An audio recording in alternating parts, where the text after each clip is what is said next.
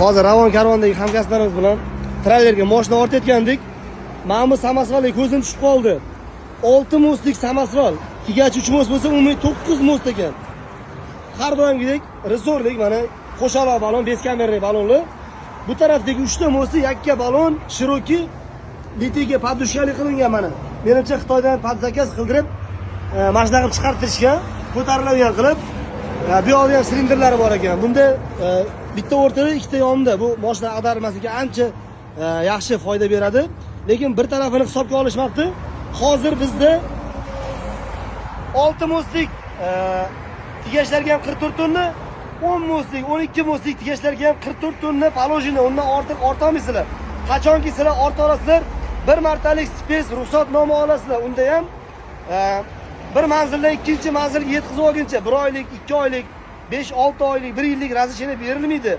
Endi savol, mashinani tarasini og'irlashtirib, yuk ortadigan tarani yengillashtirishga bir martalik ruxsatnoma olish arziydimi, qoplaydimi, qoplamaydi, nima deb o'ylaysizlar? Men bu videoyim bilan qaysidir sho'pirni ulovini yomonlash emas maqsad, yoki kimnidir bozorini sindirish emas. Olaveringlar. Faqat bu tarafini ham hisobga olinglar. Men olmaylar demayman, olaveringlar. Lekin bu tarafini ham, tanganing ikkinchi tarafini ham hisobga olinglar.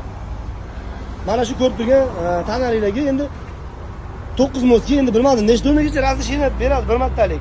Nima deb o'ylaysiz? Fikr kommentariyga qoldirib, xuddi mana shu tanardan sizlar ham olgan bo'larmidinglar, yo'qmidinglar? Bu videoni ko'proq samosyolchi, tanarchi, sho'pir akalarga yuborib qo'yamiz. Dalomat Toshkent profiliga obuna bo'lmagan bo'lsangiz, hozir obuna qo'ying, chunki oldinda bundan ham foydaliroq ma'lumotlar, sho'pirlarga foydali bo'ladigan ma'lumotlar joylab boramiz. Hammaga rahmat.